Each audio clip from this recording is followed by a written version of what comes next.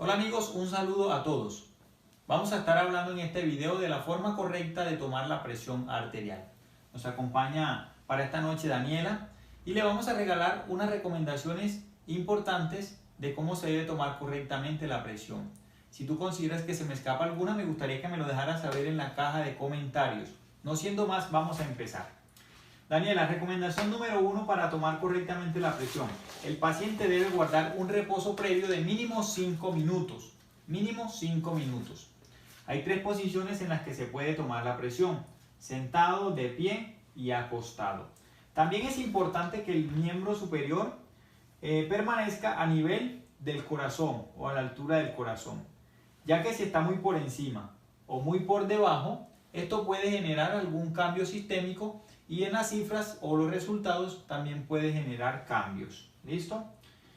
Es ideal que el paciente tenga esta posición a la que nosotros denominamos supinación, ya que si está en pronación se nos va a dificultar un poco más la búsqueda del pulso, y lo recomendable es que esté en supinación, ya que obviamente es mucho más favorable o más fácil encontrarlo de esta forma. ¿Ok?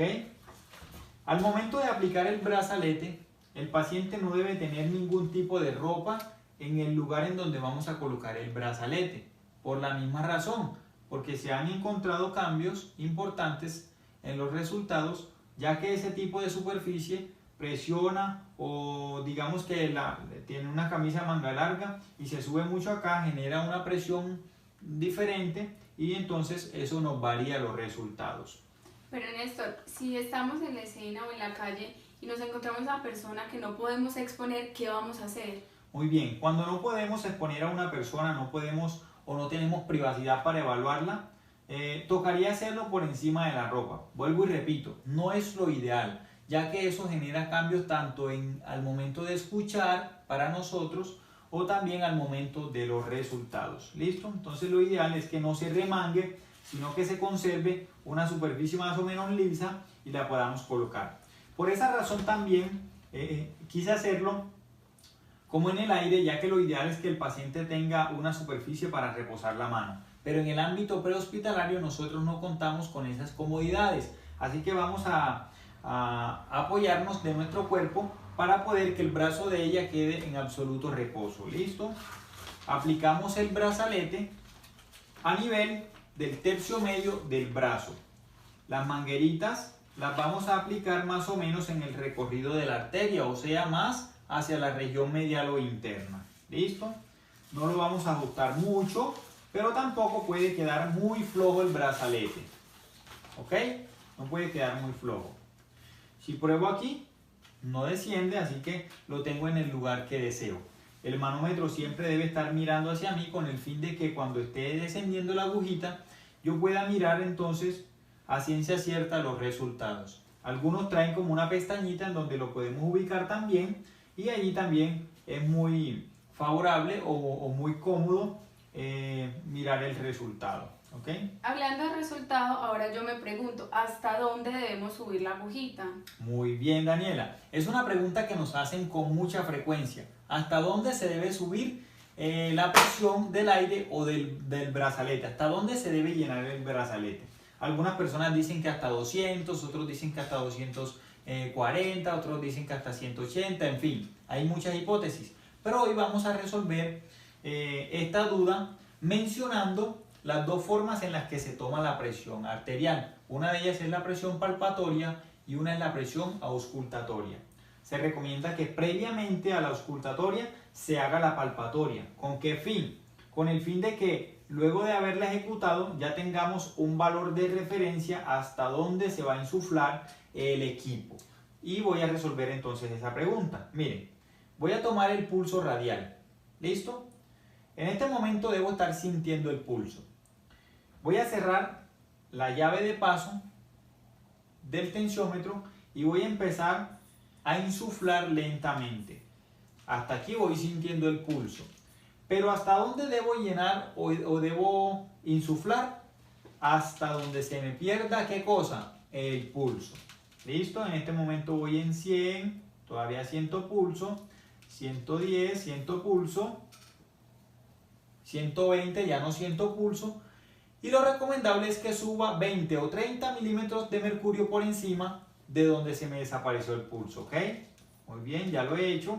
Y ahora voy a empezar a bajar o a despresurizar lentamente. Voy a ir mirando en qué momento aparece el pulso, ¿ok? Ahí en 90 me apareció, lo que indica que ella tiene una cifra de presión arterial sistólica de 90 milímetros de mercurio. Néstor, ¿qué tan cierto es, y esto lo he escuchado de algunas personas, que la presión palpatoria sentimos la sistólica y la diastólica? Muy bien, es uno de los errores más comunes al momento de entregar los resultados de la presión palpatoria, ya que la presión palpatoria solamente arroja un solo valor, y este valor es un valor sistólico o de máxima contracción del corazón. ¿Listo? Entonces, presión palpatoria, un solo ¿qué? Un solo resultado.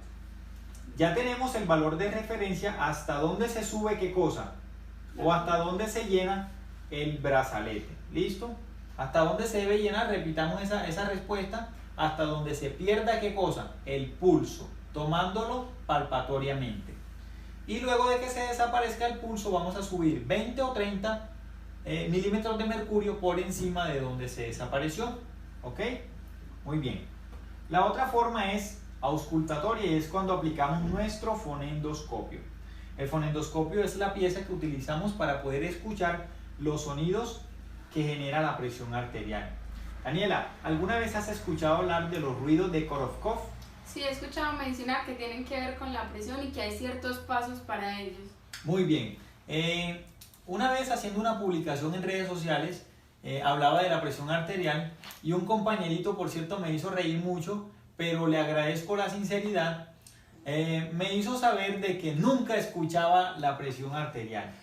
Pero resulta de que lo que nosotros escuchamos en el fonendoscopio son los denominados ruidos de Korofkov, ruidos que fueron escuchados por primera vez por un médico llamado Nikolai Korofkov, y que tienen 5 fases. Esas 5 fases son las que nosotros escuchamos al momento de auscultarlas o al momento de descender la presión, ¿ok?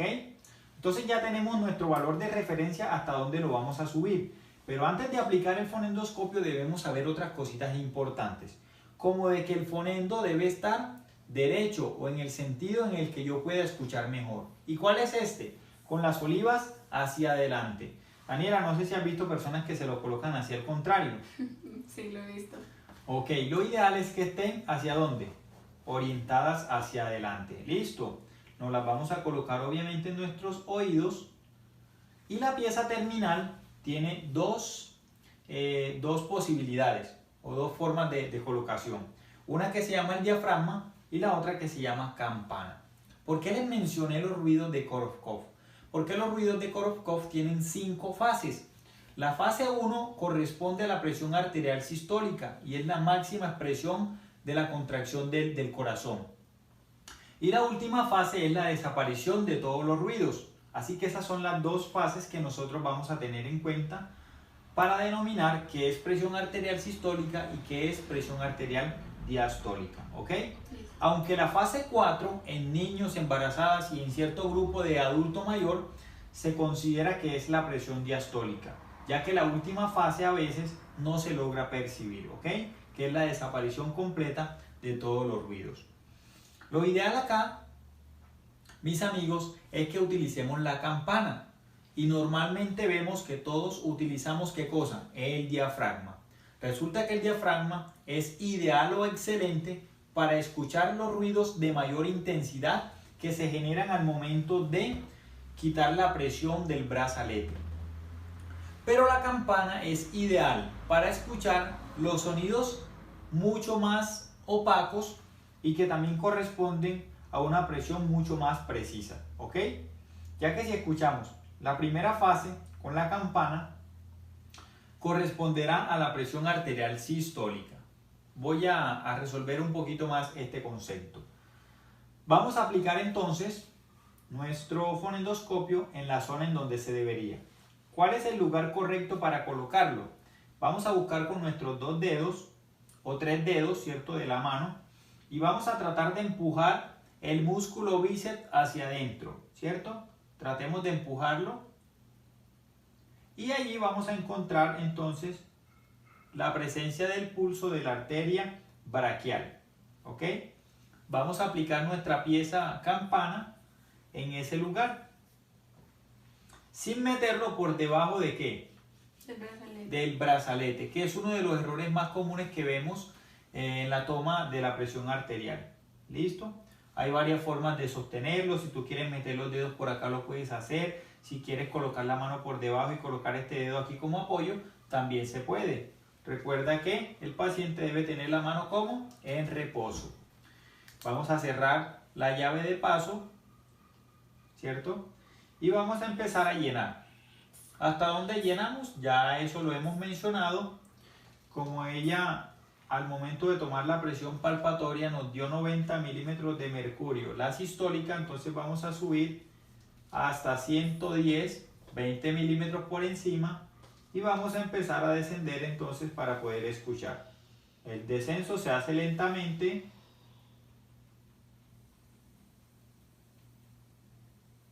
Muy bien.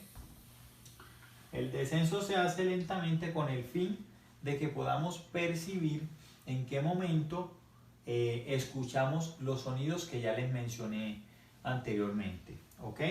Bueno, yo tengo una duda. Sí. Hace algún tiempo escuché que había una presión arterial visual. ¿Qué es eso?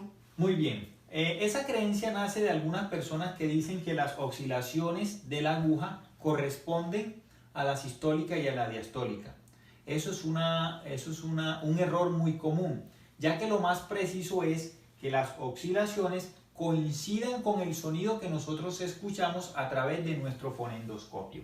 Así que decir que la presión la puedo tomar solamente visual es un error muy común, ya que lo más preciso o lo más objetivo es escucharlo a través de nuestro fonendoscopio.